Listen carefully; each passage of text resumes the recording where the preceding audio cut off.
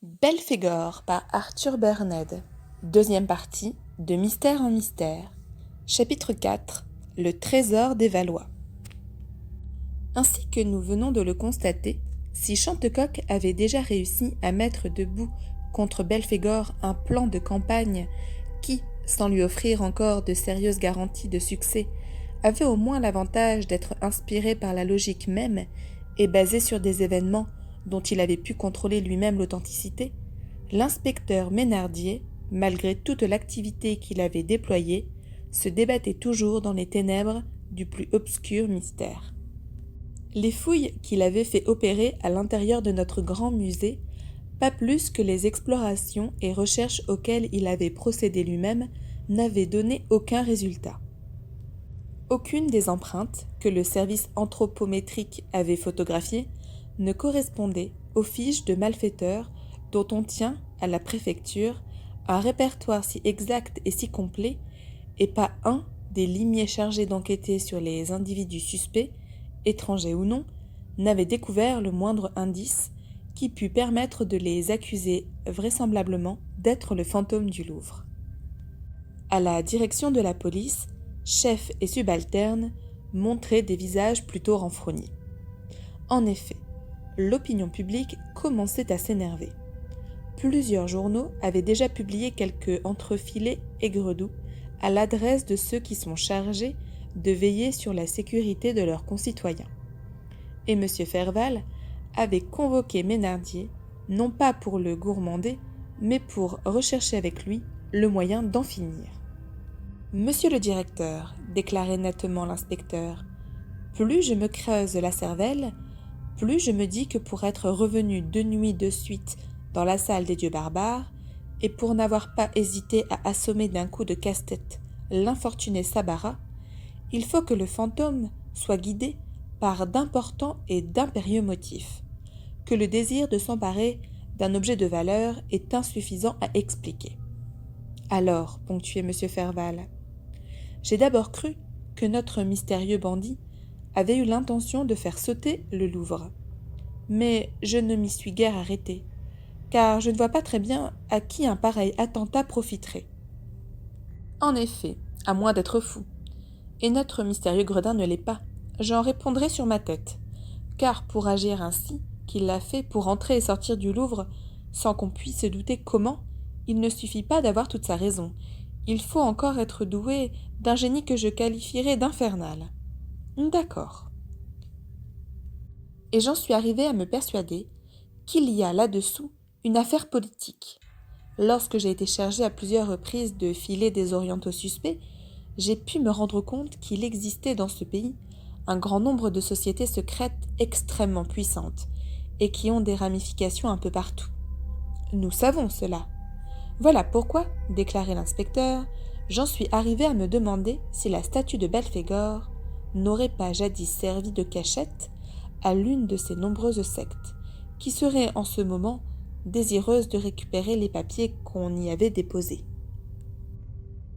Mon cher Mesnardier, c'est un sujet de roman pour Pierre Benoît que vous me racontez là. C'est évidemment très captivant, et nul doute que ce grand romancier populaire n'en tirerait un très amusant récit. Mais un limier tel que vous doit se méfier de son imagination. Vous auriez tort de vous engager sur une piste qui ne peut que vous procurer une amère déconvenue. De tout ce que vous m'avez dit, je ne retiens qu'une chose, car elle est capitale. C'est que, pour être revenu 2 nuits de suite au Louvre, le fantôme doit avoir un motif aussi grave qu'impérieux. J'ajouterai qu'il n'y a pas de raison pour qu'il ne revienne pas encore dans la salle des dieux barbares.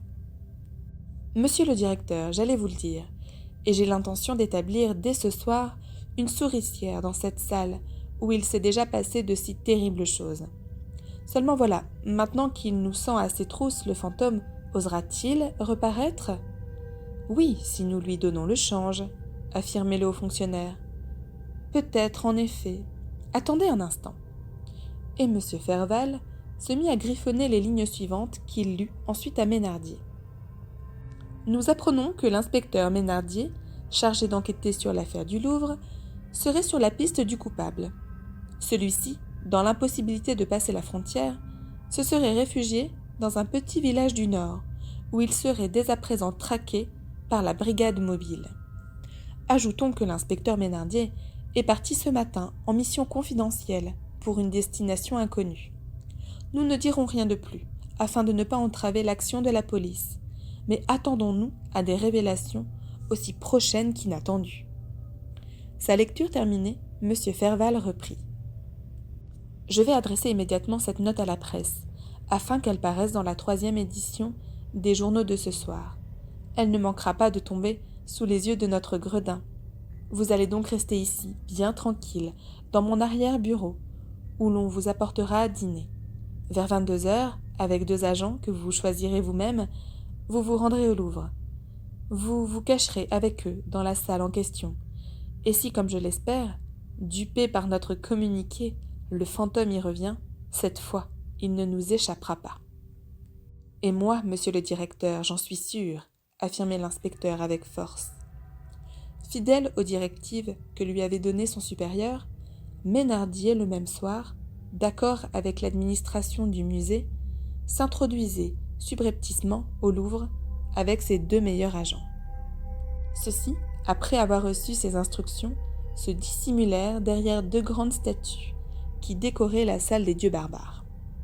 Ménardier se blottit dans une énorme vasque où il disparut tout entier, tandis qu'à travers les larges fenêtres garnies de barreaux qui donnaient sur la cour du Louvre, les rayons de la lune se glissaient, nimbant de leur argent clair la tête du dieu Belphégor, gisant toujours au pied de son socle, sur les dalles en mosaïque, encore marquées par le sang du gardien Sabara. À la même heure, une scène étrange se déroulait à l'intérieur de l'église Saint-Germain l'Auxerrois, qui dresse en face de la célèbre colonnade de Perrault son admirable façade, dont le portail si délicatement ouvragé date, paraît-il, de Philippe le Bel. Au milieu du sanctuaire, désert et silencieux, brillait devant le maître-autel, muette et perpétuelle prière, la petite lampe au reflet rouge qui ne doit s'éteindre jamais. Tout à coup, la porte d'un confessionnal qui s'appuyait contre le mur de l'un des bas-côtés s'ouvrait lentement. Une ombre en sortait, puis une autre. C'était le bossu mystérieux et l'homme à la salopette. Celui-ci portait à la main une valise assez volumineuse. Tous 2 se glissèrent à pas de loup derrière le maître-autel. Un instant, ils demeurèrent immobiles, l'oreille aux aguets. Mais aucun bruit ne s'élevait dans la nef, dont les colonnades et les ogives se perdaient dans la nuit. Le bossu prit dans sa poche une lampe électrique dont il fit fonctionner le contact et projeta la lumière vers le sol. Il s'agenouilla et promena sa main sur une dalle, au centre de laquelle on pouvait encore apercevoir les vestiges très vagues d'une fleur de lys qui, plusieurs siècles auparavant, avait été sculptée en plein granit. Peu à peu, la dalle se déplaça, comme si elle basculait sur un axe invisible, et démasqua une excavation où s'amorçait un étroit escalier de pierre. Le bossu s'y engouffra le premier, suivi par son compagnon, dont il éclairait la marche avec sa lampe. Dès qu'ils eurent disparu, la dalle reprit sa place. Après avoir descendu une 40aine de marches, les 2 hommes atteignirent un couloir dont les voûtes et les parois, en maçonnerie puissante, ne semblaient pas avoir reçu des ans le moindre outrage. Sur le sol légèrement détrempé par une infiltration qui provenait du voisinage assez rapproché de la Seine, ils s'avancèrent à pas comptés, faisant fuir devant eux d'énormes rats et sautiller de non moins gros crapauds qui avaient élu domicile dans ce souterrain désormais ignoré des humains. Ils parcoururent ainsi une centaine de mètres et s'arrêtèrent devant une petite porte en chêne massif, garnie de grosses ferrures rouillées en forme de trèfle. Le bossu heurta de 3 coups espacés. La porte s'entrebâilla, livrant passage aux 2 complices, qui pénétrèrent dans une sorte de crypte en forme de rotonde. Le reflet rougeâtre d'une lanterne, accrochée au mur, enveloppait sinistrement une forme humaine, assise sur un banc. C'était le fantôme du Louvre. Le corps drapé dans un linceul noir et la tête dissimulée dans son capuchon, il semblait attendre le bossu et l'homme à la salopette, qui s'approchèrent de lui en une attitude non de frayeur mais de respect. L'homme à la salopette déposa la valise à ses pieds. Le bossu, tout en continuant à s'éclairer avec sa lampe électrique, en retira un tube de la dimension et de la forme de ces bouteilles d'air qui servent à regonfler les pneus d'automobile. Puis il se mit à donner quelques explications à voix basse au fantôme qui l'écoutait attentivement et l'approuvait de quelques brefs hochements de tête. Alors, après avoir replacé le tube dans la valise, le bossu se releva et fit « Cette fois, Belphégor, la victoire est à nous. » Le fantôme, se penchant vers la valise, s'empara du tube à air que le bossu y avait déposé et le glissa sous son linceul. Puis il se dirigea vers la porte, qu'il ouvrit toute grande.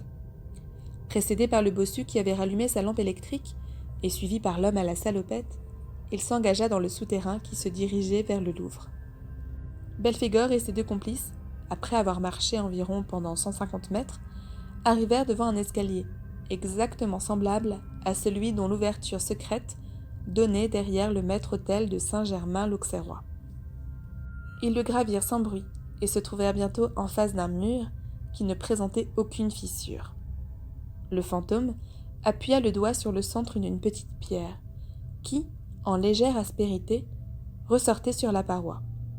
La muraille s'entr'ouvrit sans le moindre bruit, sans le plus petit grincement, laissant apparaître une ouverture par laquelle s'engouffrèrent successivement Belphégor, l'homme à la salopette et le bossu, qui se trouvèrent de plain-pied sur le palier où se dressait la victoire de Samothrace, à l'endroit même où Chantecoq et Bellegarde avaient vu précédemment disparaître le fantôme.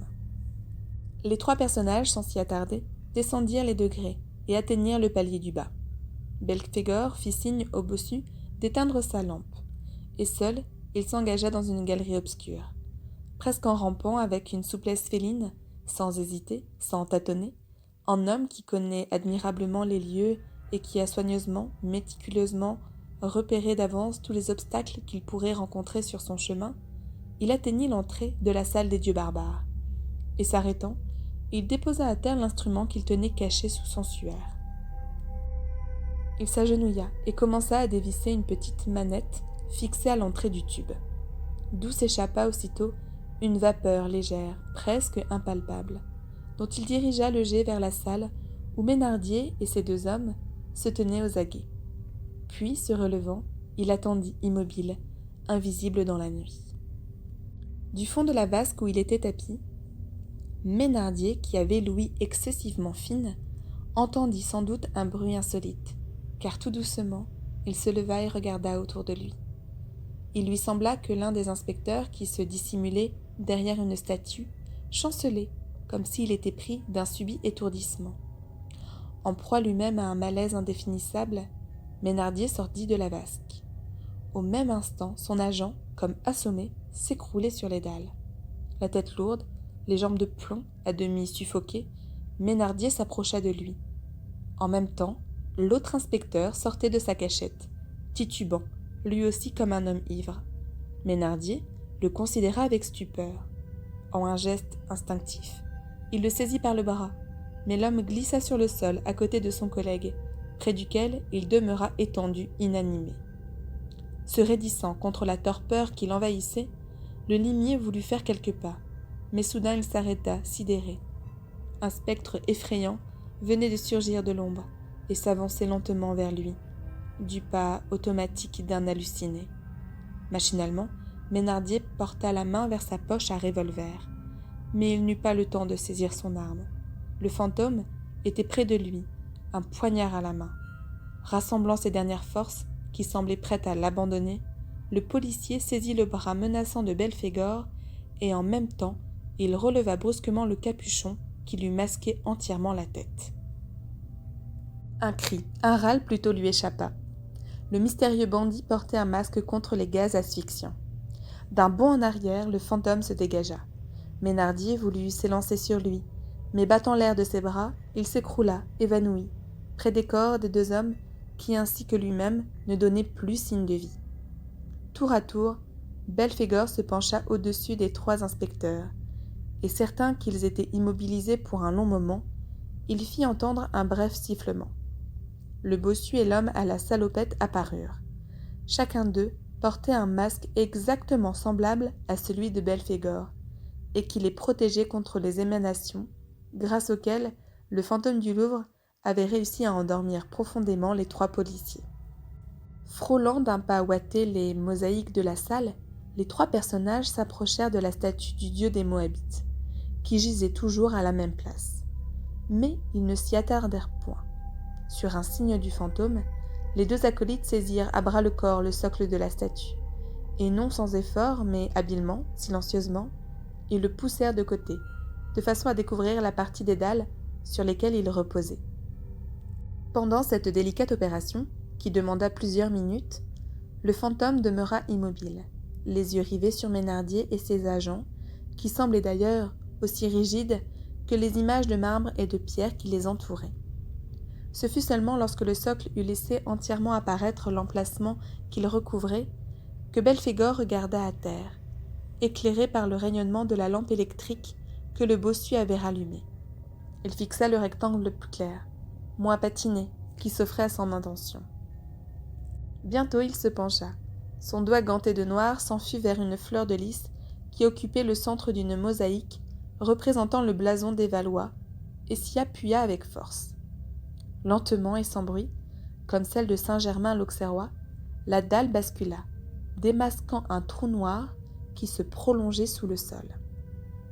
Belphégor s'empara de la lampe du bossu et la promena à l'intérieur de l'excavation, au fond de laquelle gisait un coffre assez volumineux.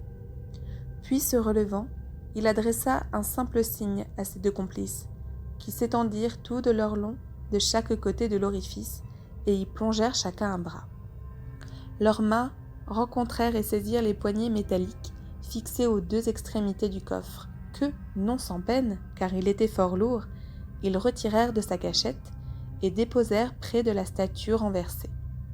Avec sa lampe électrique, le fantôme l'examina. Sur le couvercle en cuir de Cordoue, que fermaient de solides ferrures rouillées, il aperçut à demi effacées des armes royales, au-dessus desquelles on pouvait encore déchiffrer les initiales en or terni d'Henri III, roi de France. L'une des 4 serrures d'angle était presque entièrement détachée. Belphégor l'arracha tout à fait, l'examina, réfléchit un instant, puis, sans prononcer un mot, il désigna simplement l'entrée de la salle, au bossu et à l'homme à la salopette. Ce dernier s'empara du coffre et le chargea sur ses épaules, qui ployèrent légèrement sous le poids. Alors, après avoir jeté à terre la ferrure, le fantôme, éclairant la marche, se dirigea vers la galerie, suivi par ses 2 aides. En passant, le bossu reprit le tube qui était resté sur le seuil. Tous 3, tels des ombres, gravirent l'escalier de la victoire de Samothrace et atteignirent le palier. Belphégor fit de nouveau manœuvrer le ressort de l'entrée secrète que, plus perspicace que les historiens et les architectes du Louvre, il avait su découvrir. Quelques instants après, nos personnages s'enfermaient dans la crypte où nous les avons vus tout à l'heure se rassembler. L'homme à la salopette, dont le front ruisselait de sueur, déposa à terre le coffre et sans perdre une minute, après avoir, ainsi que le bossu, retiré son masque, il fit sauter les 3 serrures à l'aide d'un ciseau à froid qu'il avait pris dans sa poche, et vivement il souleva le couvercle. Aussitôt le bossu approcha sa lampe électrique, et Belphégor, qui s'était avancé, ne put réprimer mieux qu'une exclamation de surprise, un cri de victoire. Le coffre était rempli de bijoux, de joyaux et de pièces d'or. L'homme à la salopette y plongea la main et en retira une poignée d'écus, qui étaient marqués à l'effigie du roi Henri III. Tandis qu'il les faisait retomber en cascade, le bossu à son tour retirait du coffre une magnifique couronne enrichie de pierreries. « Le diadème de Catherine de Médicis », murmura-t-il en le faisant admirer au fantôme.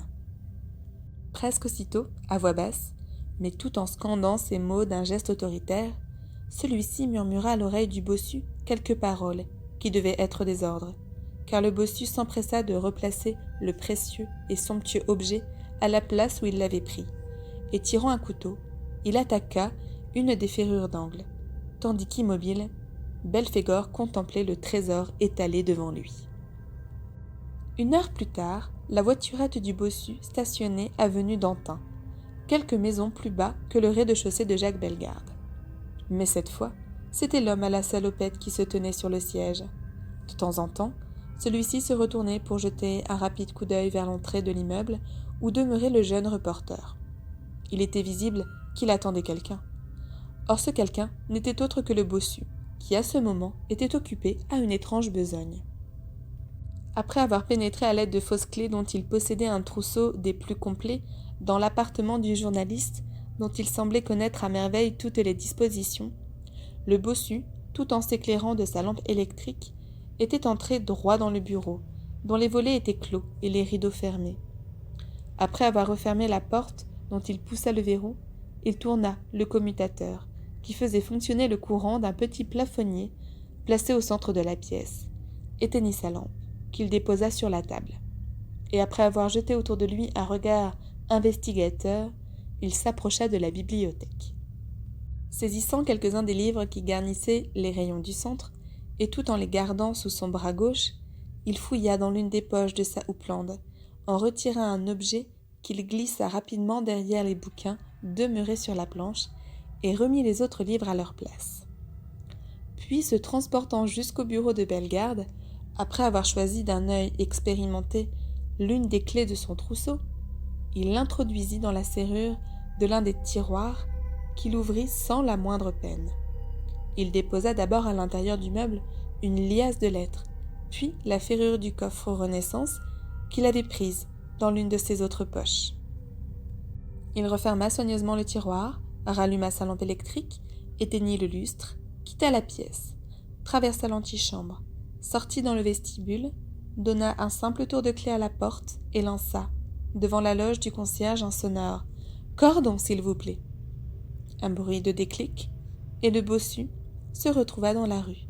À grandes enjambées, il rejoignit l'homme à la salopette, grimpa près de lui, et la voiture s'éloigna dans la nuit. Belphégor par Arthur Burnett. Deuxième partie de Mystère en mystère. Chapitre 5, où Ménardier lance un défi à Chantecoq. Les premiers rayons de l'aurore commençaient à caresser les toits du Louvre, et, grandissant peu à peu, s'infiltraient à travers les fenêtres, dissipant l'obscurité qui enveloppait les incalculables richesses artistiques dont l'ancien palais de nos rois est l'unique et splendide écrin.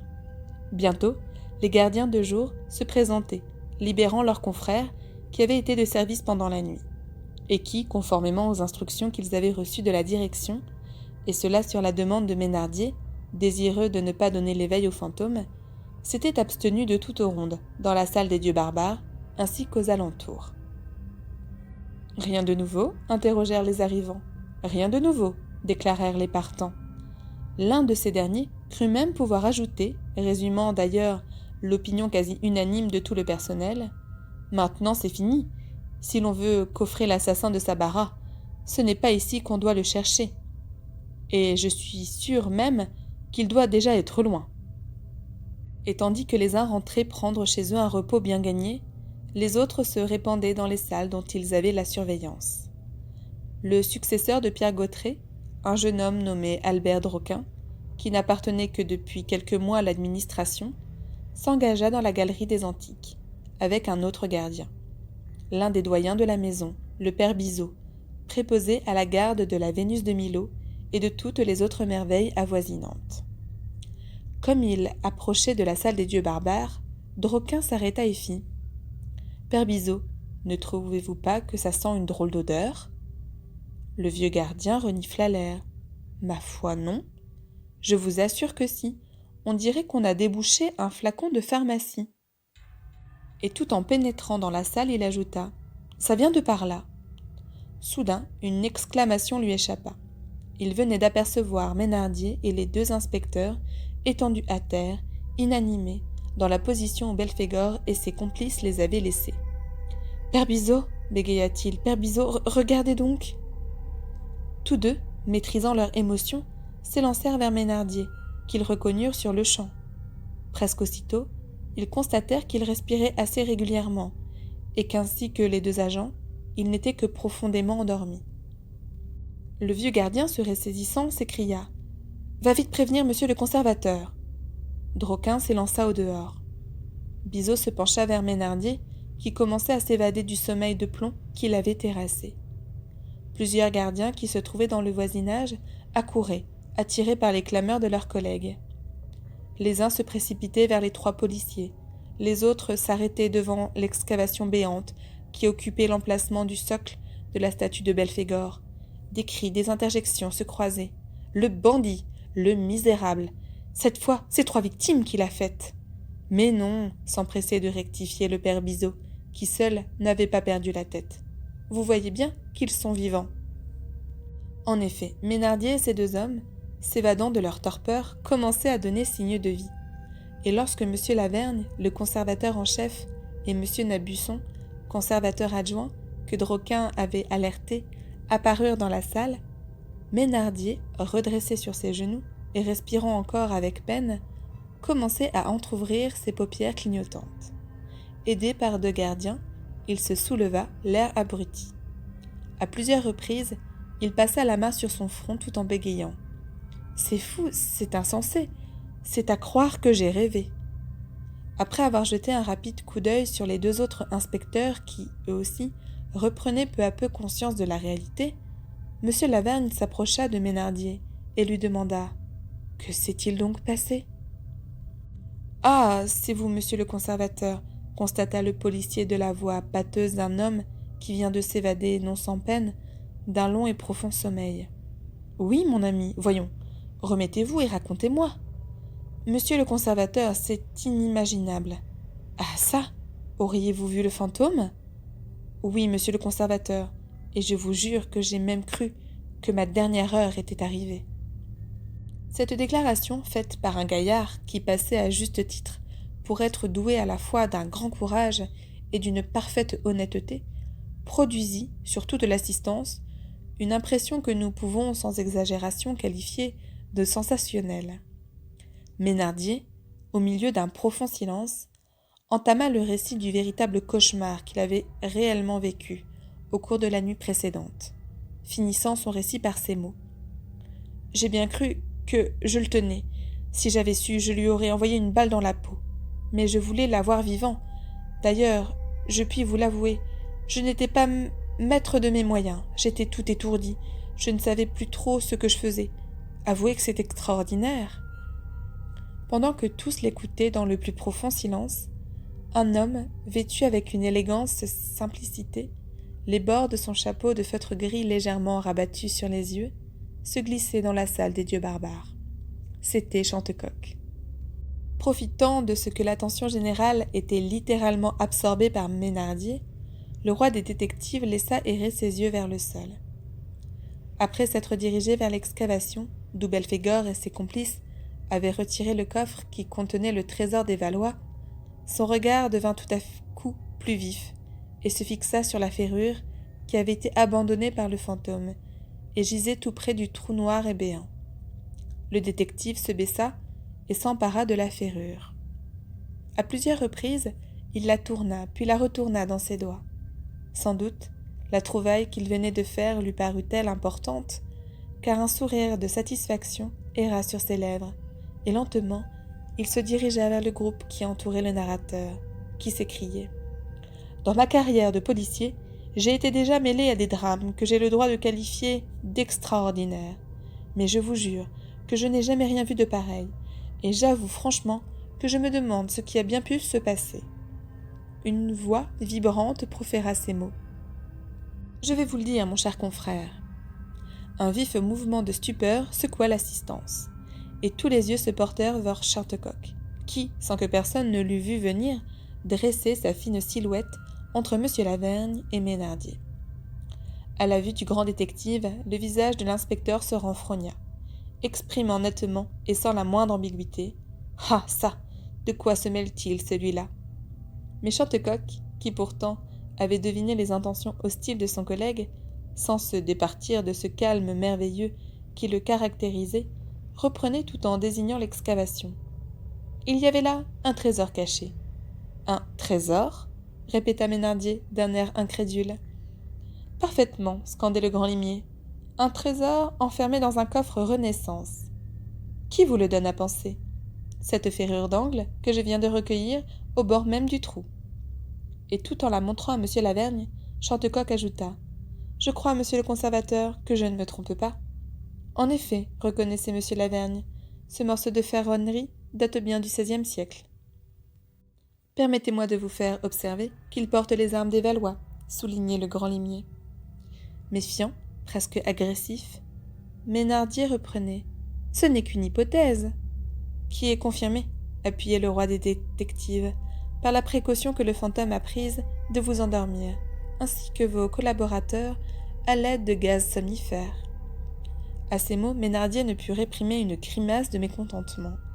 Et Chantecoq, tout en lui frappant familièrement sur l'épaule, ajouta « Estimez-vous heureux qu'il n'ait pas employé de gaz asphyxiant ?» L'inspecteur se mordit les lèvres. N'était-ce pas une leçon que lui donnait publiquement son maître? Mais un agent accourait, portant un pli à son adresse. Mesnardier s'en empara et l'ouvrit d'une main fébrile. Au fur et à mesure qu'il en prenait connaissance, son visage se détendait, pour refléter peu à peu une expression de joie manifeste et presque triomphante. Et sur un ton de certitude et même de défi lança « Monsieur Chantecoq, veuillez vous trouver cet après-midi vers 17h, quai des Orfèvres. Je crois que j'aurai le plaisir de vous annoncer une bonne nouvelle. » Tranquillement, le roi des détectives répondait « J'y serai, mon cher ami. » Mesnardier s'adressant à M. Lavergne et à son adjoint. « Messieurs, je crois pouvoir vous affirmer que le fantôme du Louvre ne tardera pas à être sous les verrous. » Et se tournant vers Chantecoq, qui avait accueilli cette prophétie sensationnelle avec une indifférence non dépourvue d'une certaine ironie, il ajouta « On sait encore travailler à la préfecture de police. »« Je n'en ai jamais douté, mon cher Mesnardier, » répliqua le détective, avec un accent de courtoisie parfaite. « Alors à tantôt, monsieur Chantecoq. »« À tantôt, mon cher Mesnardier. » L'inspecteur s'éloigna avec ses deux hommes. Chantecoq glissa dans sa poche la ferrure qu'il tenait à la main, et M. Lavergne, s'approchant de lui, fit sur un ton plein de cordialité. « Qu'en pensez-vous, l'as des as ?» Chantecoq répliquait. « Monsieur le conservateur, j'ai toujours eu pour principe de ne jamais vendre la peau de l'ours avant qu'il fût à terre. » Alors vous croyez que Mesnardier a bluffé ? Pas du tout. Je suis sûr au contraire qu'il est sincère. J'ajouterai même que c'est un garçon très intelligent. Et j'en déduis que, pour avoir réussi à endormir ainsi sa vigilance et accomplir cette nuit l'exploit que vous savez, il faut que notre fantôme soit un de ces bandits comme on n'en rencontre pas plus d'un ou deux par siècle. Cependant, Mesnardier a été des plus admiratifs. Il y a certainement une arrestation sous roche, mais... Et après avoir pris un léger temps, Chantecoq martela. Mais je puis vous déclarer que ce soir, Mesnardier aura à son tableau un innocent.